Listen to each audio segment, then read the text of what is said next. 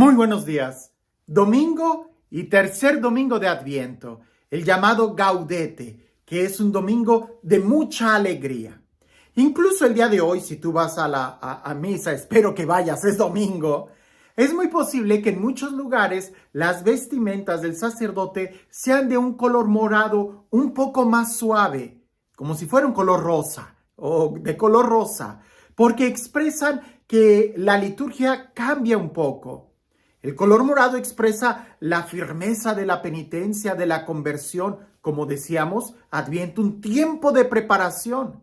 Las semanas primeras dos del Adviento, las que ya pasaron, están más las oraciones como en un tinte escatológico de esperar la venida de Jesús como rey, como juez. Pero ahora vamos a empezar a girar un poco más, a esperar a Jesús o prepararnos para la Navidad, su nacimiento. Ahora, nuevamente, y esto es importante que lo recordemos, nosotros no celebramos fechas. Lo que celebramos es el acontecimiento que el Hijo de Dios, que Dios mismo en la persona de Jesús, se hizo hombre y nació.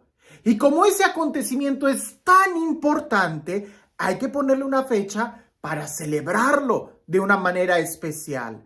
Por eso es que en el calendario tenemos un día y nos preparamos para esa celebración. La pregunta es, ¿en realidad te estás preparando tú para celebrar, para profundizar el misterio de que Dios nos ama tanto, que se ha hecho hombre como uno de nosotros? O no sea que tu preparación sea solamente de cosas externas, ¿no? De foquitos, de regalo de papel, de una cena, cuando se nos está olvidando el momento más importante. Alguien me dijo, ay padre, cada año es lo mismo. Cada año sería lo mismo si te refieres a la comida y a las lucecitas y regalos. Pero si te refieres a la experiencia del amor, el amor hace nuevas todas las cosas. ¿Qué tan intenso te estás preparando para vivir en el amor esta Navidad? Ya es la tercera semana de Adviento. Lo que significa es que después de esta semana nos queda una más y ya es Navidad. ¿Cómo estás? ¿Qué tan preparado estás para estas fiestas navideñas? Ahora, sin más preámbulo, escuchemos el Evangelio, que creo que este Evangelio, cuando lo meditaba, me hacía reflexionar muy fuertemente sobre especialmente el tiempo que vivimos el día de hoy. Un tiempo tan lleno de comercio, de donde tenemos que salir y gastar dinero y parece que todos nuestros ahorros son para gastarlos y a veces el problema no es gastar dinero, sino en las expectativas que le ponemos a las cosas materiales, esperando que ellas nos van a dar algo que no pueden darnos. Y ahí es donde la pregunta buena sería, ¿es este el producto que me va a cambiar la vida y me va a hacer feliz? ¿O tendría que esperar otro? Yo creo que no hay ningún producto. Lo que necesitamos es una persona. Y eso se llama el amor de Dios. La persona de Jesús, el único quien puede saciar nuestro corazón. Dice así el Evangelio. En aquel tiempo, Juan se encontraba en la cárcel y habiendo oído hablar de las obras de Cristo, le mandó preguntar por medio de 2 discípulos, ¿eres tú el que ha de venir o tenemos que esperar a otro? Jesús le respondió, vayan a contar a Juan lo que están viendo y oyendo.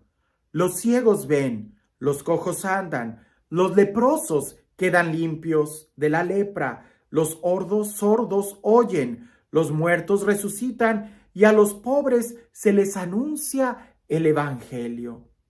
Dichoso aquel que no se sienta defraudado por mí. Cuando se fueron los discípulos, Jesús se puso a hablar a la gente acerca de Juan. ¿Qué fueron ustedes a ver en el desierto? ¿Una caña sacudida por el viento? No. Pues entonces, ¿qué fueron a ver? ¿A un hombre lujosamente vestido?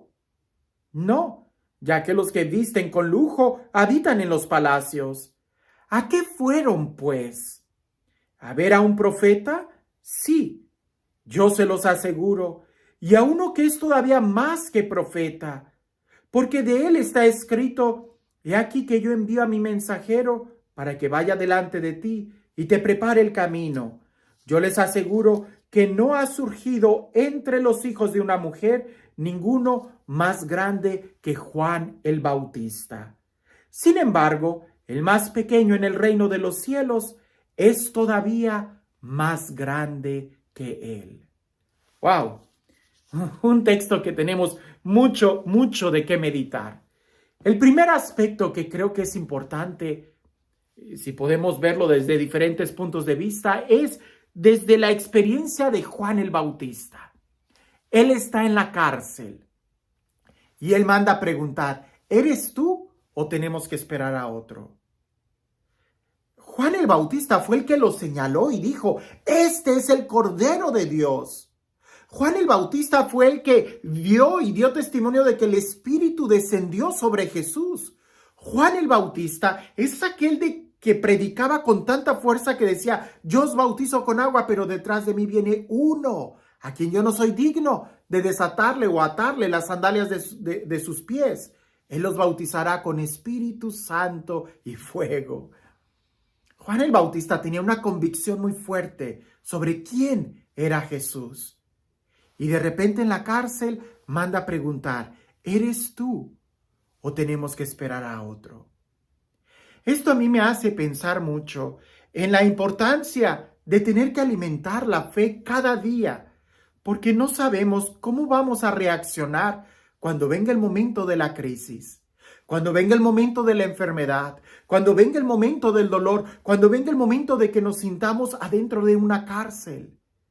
Por ahí decía, me parece que es un texto bíblico que dice: no me des riqueza ni pobreza, porque quizás en la riqueza me olvide de ti y en la pobreza reniegue de ti. La verdad es de que no sabemos cómo reaccionaríamos nosotros en una situación como esa. Lo que podemos aprender de Juan el Bautista cuando sintamos que estamos en la cárcel, en un calabozo oscuro, en la noche oscura, en una crisis. Lo que podemos aprender de Juan el Bautista es seguir buscando e indagando la verdad, seguir buscando el Mesías, nunca tener la actitud de: yo ya lo conocí, porque entonces ahí es donde perdemos.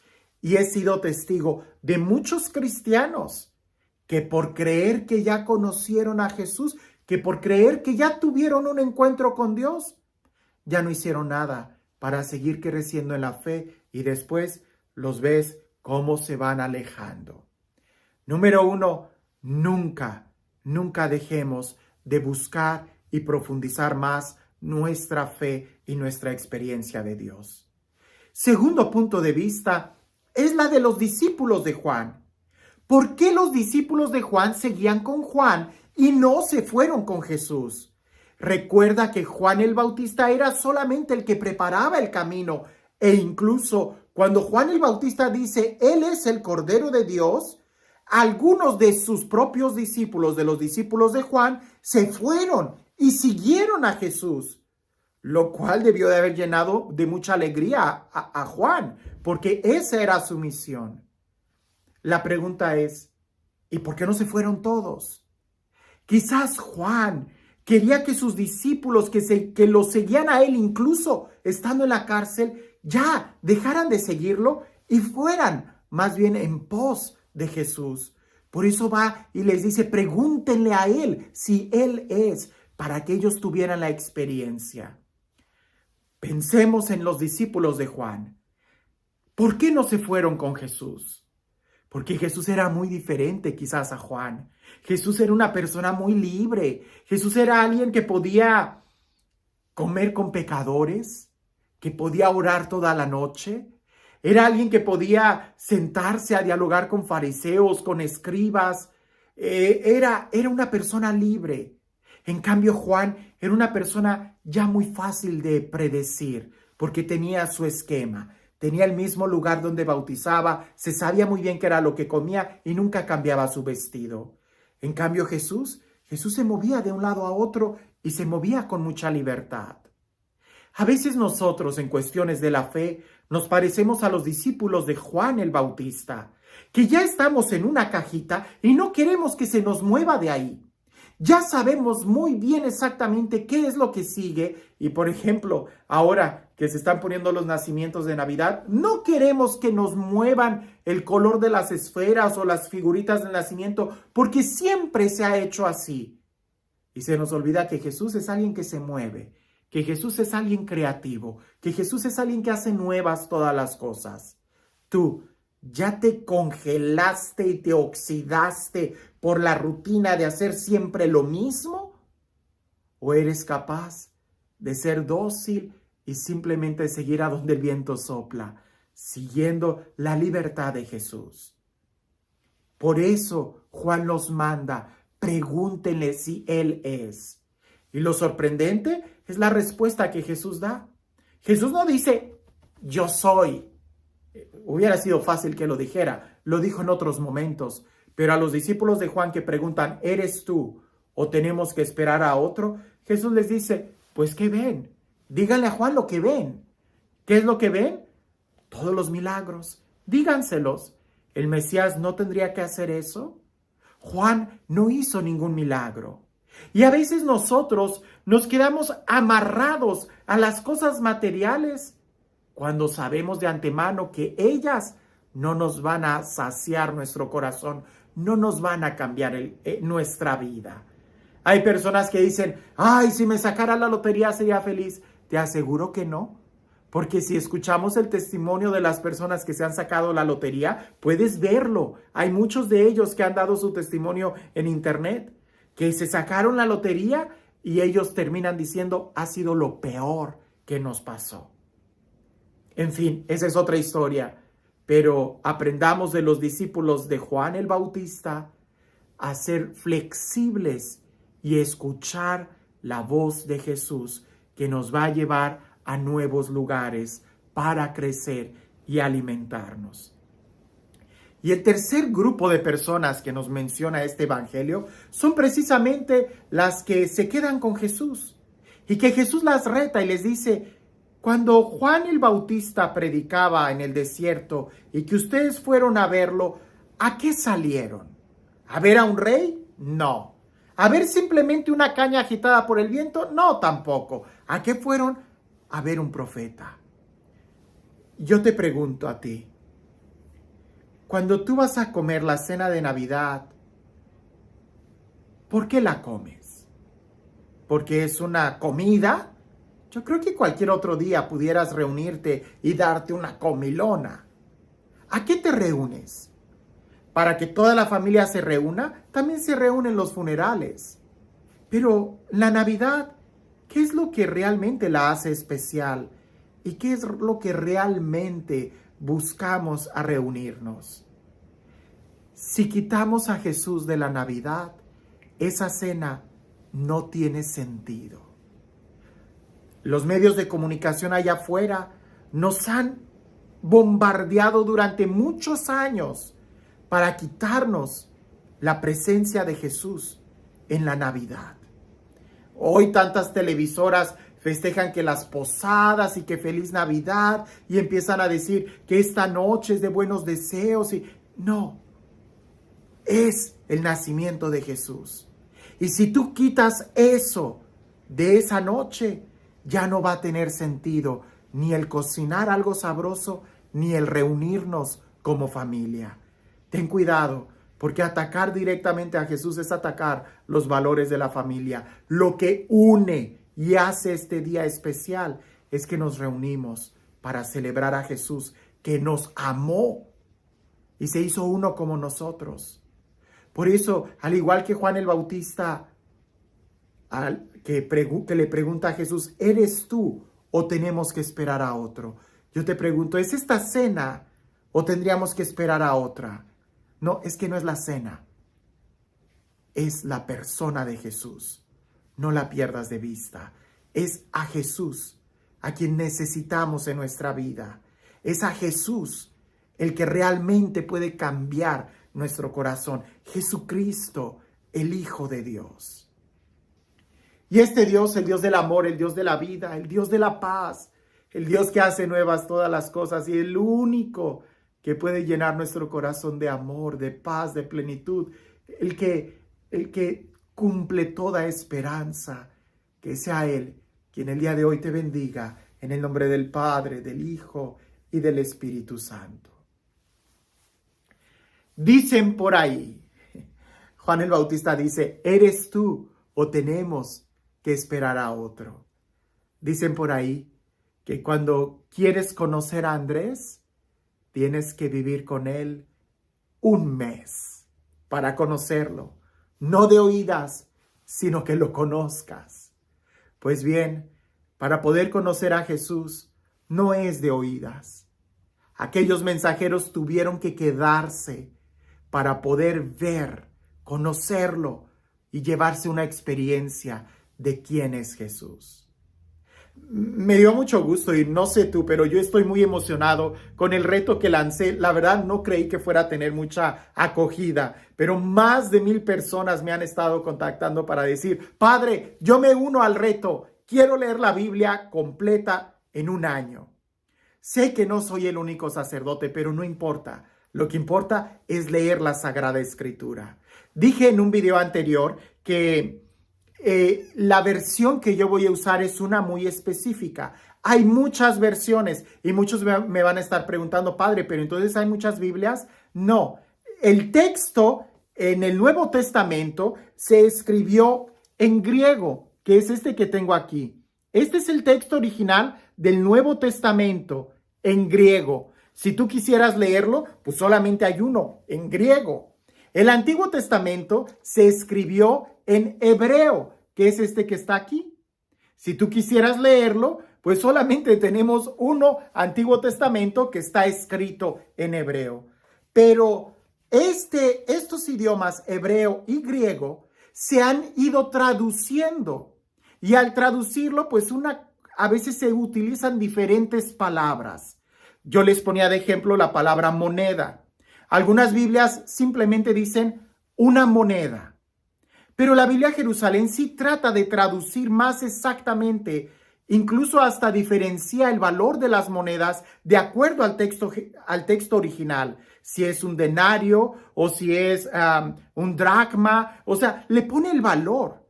El problema es de que nosotros no estamos tan familiarizados con el valor o la nomenclatura de las monedas, dracma, denario, es como si nos dijeran euro, dólar, o sea, ¿cuánto vale?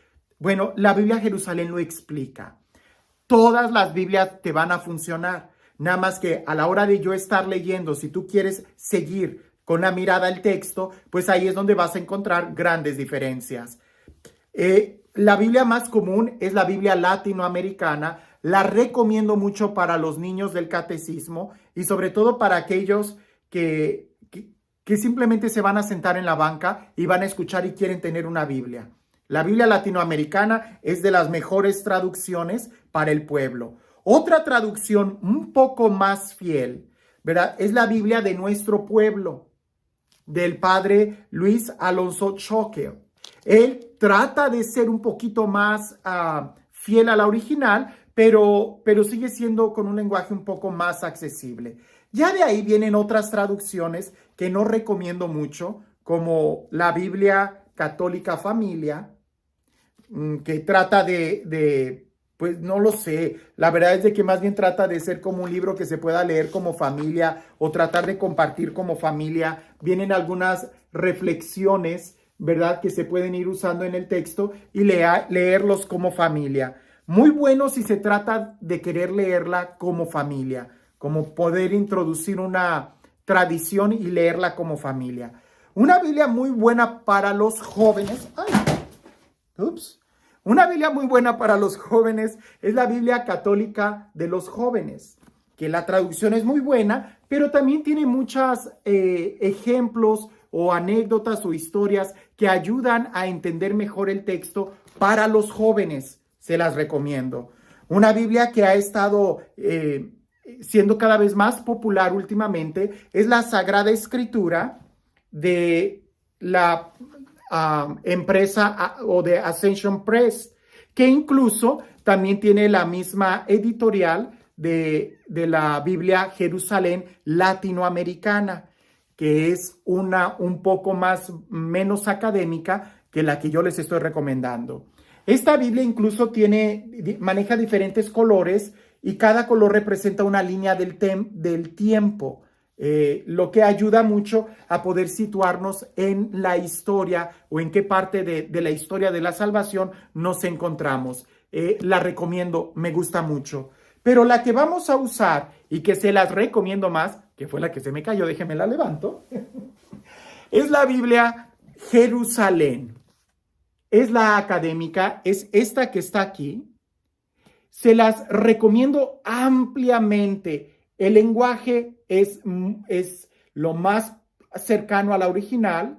Tiene todavía ese acento de vosotros, sois, pero es la Biblia que incluso más notas al pie de página.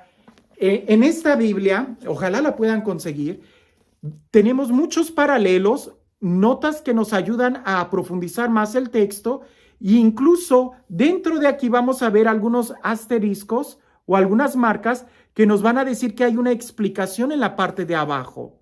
Es decir, en esta parte de aquí dejan el texto lo más original que se pueda y en la parte de abajo tratan de dar la explicación de qué es lo que quiere decir esa palabra o esa frase que para nosotros en el oído no es nada actual. Tristemente, algunas de las otras traducciones lo que tratan de hacer es, en lugar de poner esta explicación, es que traducen a un lenguaje más coloquial el texto. Y es ahí donde no me gusta mucho porque se pierde como que la fuerza del texto. Nuevamente, no tienes que comprarla. Si tienes la Jerusalén, si tienes la latinoamericana, puedes seguir con la latinoamericana. Pero si vas a hacer el reto, yo creo, de querer leer la Biblia por un año, te aseguro que después de leer esta, tu vocabulario va a crecer muchísimo más. No solamente vamos a acercarnos más a leer la Sagrada Escritura, a conocer a Jesús, pues si quieres conocer a Andrés, vive con él un mes, sino que además vamos a poder entender mejor, ¿verdad? El texto, ser más familiares con él. La puedes encontrar en cualquier librería católica o incluso ya hasta por Amazon la pudieras conseguir. Sin más, vayamos preparando nuestro corazón para el reto que sigue y pronto espero ya, yo había dicho que el lunes, quizás el martes, podré hacer un video donde podamos ver en qué va a consistir este reto, pero ojalá que podamos leer la Biblia en un año. Yo creo que debería de ser algo que leyéramos cada año, pero por lo menos no te mueras sin haber leído la Biblia. Que tengas un excelente domingo.